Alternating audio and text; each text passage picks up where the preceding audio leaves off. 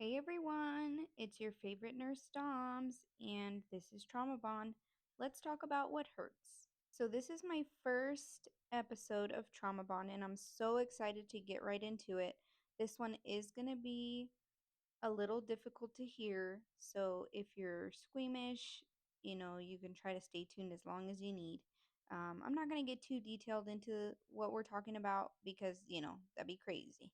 But yeah, let's get into it. So, today I want to talk about grief because grief is often where trauma lives the longest. I feel like grief isn't just about death, it's about loss of people, versions of ourselves, safety, time, love, and innocence.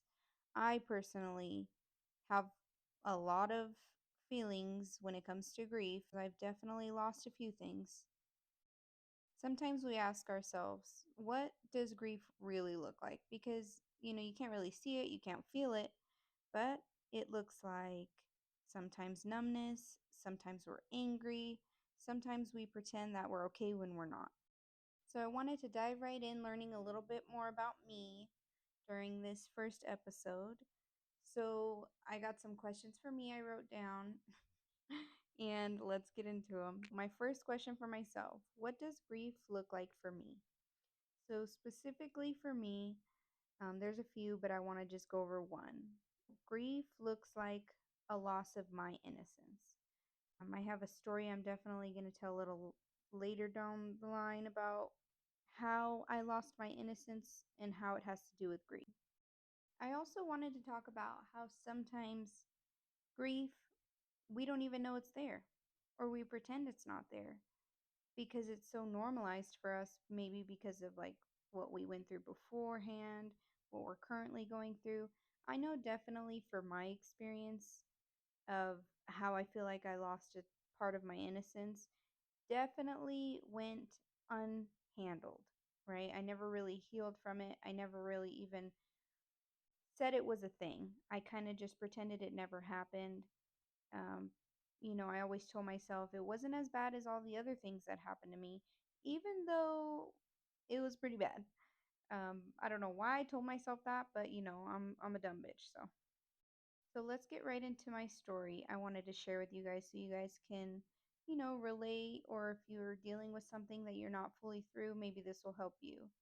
When I was about 14 years old, this was already after my mom left me. I was homeless. I didn't really have anywhere to go. So I was just, friends to friends' houses, meeting with gangsters, thugs. That was just my life. At this time, I believe I was with one of my friends.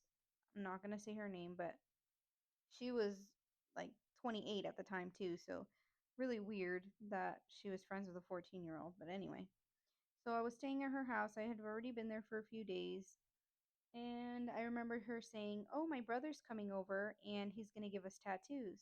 So I was, me, I was 14. I was like, "Hell yeah, let's get into it." And so when he arrived, he was like, "Okay, what do you want?" So I didn't really have, much time or anything. So I kind of just picked something on the spot. I got a chest tattoo, I got a tattoo on my bottom. And I remember him tattooing me and my friends in the other room. While he was tattooing me, another guy came in and he didn't speak any English, and I didn't really understand a lot of Spanish at this time. So they had like a little bottle, it looked like brandy maybe, or like a weird tequila. So they pour me a drink and I take it. And I just remember him tattooing me and my eyes wanting to close, and I'm just, almost slumped over, like I can't focus on anything. And keep in mind I only had like one drink. And I didn't even know what to do in the moment. And my friend's in the other room. There's another person in the other room. There's two guys in here with me. Then I just remember like vividly opening my eyes a little bit and seeing that other guy leave. So it was just me and my friend's brother. Well, I had gotten to the point where I was like, okay, I need to stop. I need to lay down. But I wasn't really speaking. I couldn't really communicate. So I laid down and he raped me. After that, I remember my friend coming in the room. I'm not sure if she knew what was going on. or if he just, I have no idea. But I just remember going to sleep and waking up the next day and leaving my friend's house. I never really thought about that after. For a few years, I just kind of felt like it was not normal, but not bad. Like I was already homeless. My mom left me. I had to steal food to eat. I had no money. I'm 14, have no job. I'm not going to school. I didn't really feel any type of way, but also once I was starting to pass out, I do remember the rape in and out, but I don't remember it from start to finish.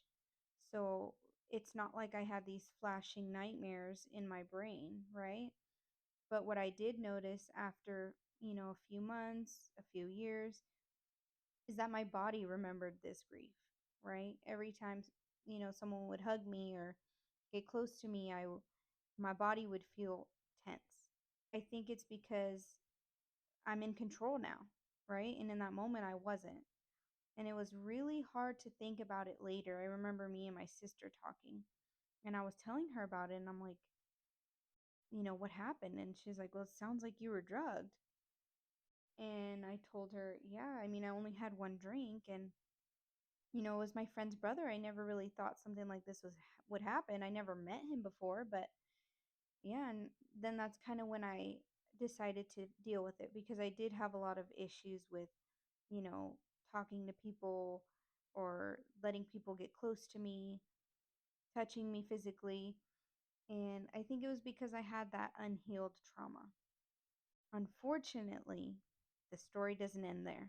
When I was about 19, this was after I was done being homeless. I was finally had a home, blah, blah, blah. Anyways, I worked at Jack in the Box at the time. I remember the manager there, he was an okay looking guy. A little bit weird. He kind of looked a little fruity, which was, nothing bad, nothing against him for being fruity, but for him to want to talk to me when he looked fruity, that's where I was like, hmm, interesting. So I was open to doing whatever at that point. I was older, I was different. So I hung out with him. I went to his house. Red flag number one, I know. I went to his house. We go inside. He lives behind his mom's house or something. It's like a little shed, but bigger than a normal shed. I don't know. Anyway, so I walk inside, and all along the walls, I see these like collectible bobbleheads. Like just his whole house was filled with these things. Okay, interesting. So I remember him telling me, like, hey, do you want to have a drink? And I was a heavy alcoholic back then. But I don't like to drink when I'm with people I don't know. So I did say, okay, I'll have one drink, like a beer, whatever you have, just one. So I remember drinking it. I don't even think I finished it all the way through. And I just remember my eyes wanting to shut. I could see him in and out, and I passed out. I do remember him from when I was starting to pass out, taking off my pants, and that's kind of almost all I remember. I woke up the next day and feeling awful, and I was like, I just left his house immediately, because it was very weird for me to drink one drink and pass out like that. I'm a heavy alcoholic. That's never happened to me before. So I leave immediately. Before, I don't even know if he was awake or where he was. I just dipped out. It was about maybe 2 months later. So I remember I lived with a friend, and I had my bed, and then next to mine was hers. And I remember her looking at me one morning after I had like just felt awful the night before, but I didn't get out of bed for some reason to do anything about it. She looked at me and she goes, "Are you okay?" And I'm like, "What do you mean?" So I looked down, and my 3 year old at the time was covered in blood. Me, my sheets, everything was covered in blood. And I was just thinking to myself, I got pregnant. I got pregnant, and I am just having a miscarriage right now. So I get up, obviously, I go to the bathroom, I start to pee or whatever, and this little tiny little thing came out. and I just flushed the toilet. I didn't look at anything. I didn't do anything.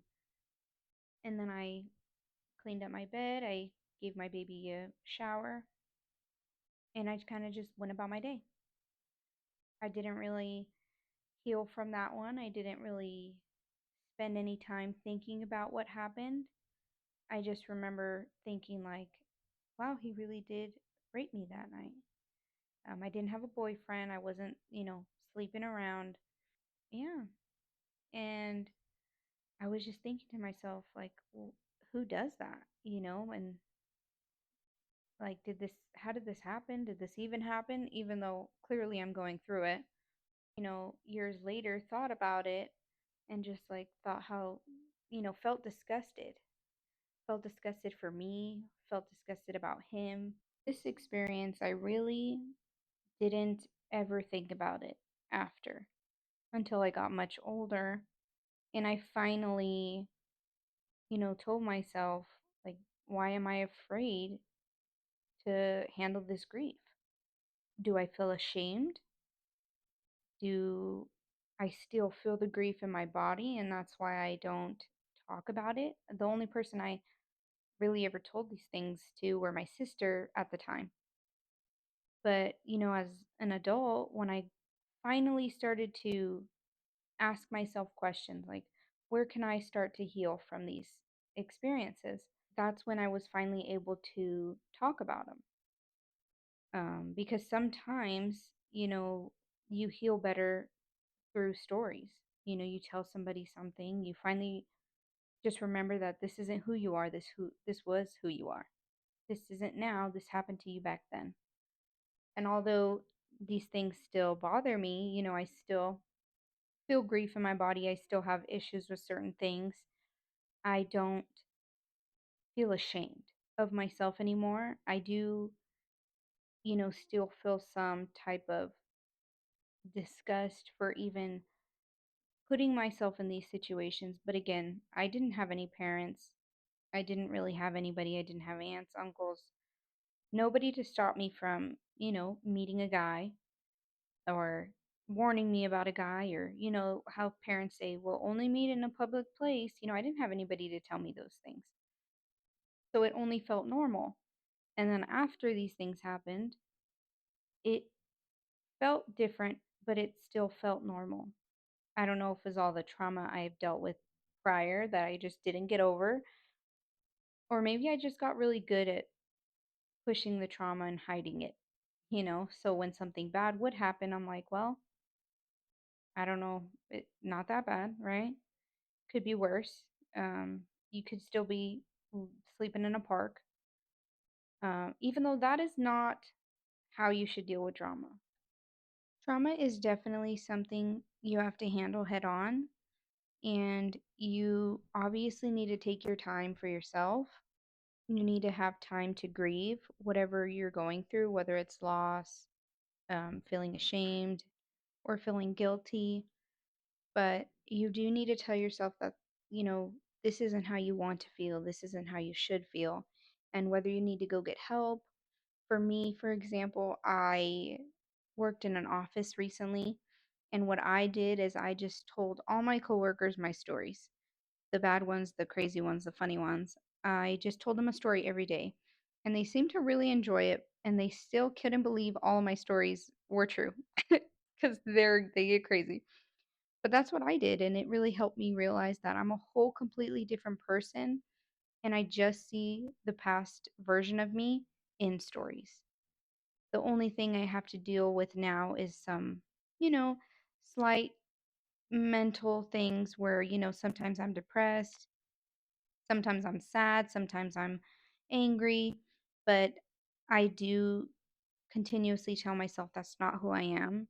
These things don't define me, and I'm a much better in a much better place now than I was, and I would never put myself in these situations. And I tend to tell my stories because a lot of people go through these things and they have no one to talk to, or they feel like it's just them, that no one else could have possibly been through this. So I feel like when I tell my stories, sometimes they do relate and they're like, wow, I thought it was just me. And they feel much better about themselves. And that's all I want to do is try to make other people feel like they're not alone. The question that I want to leave you guys with.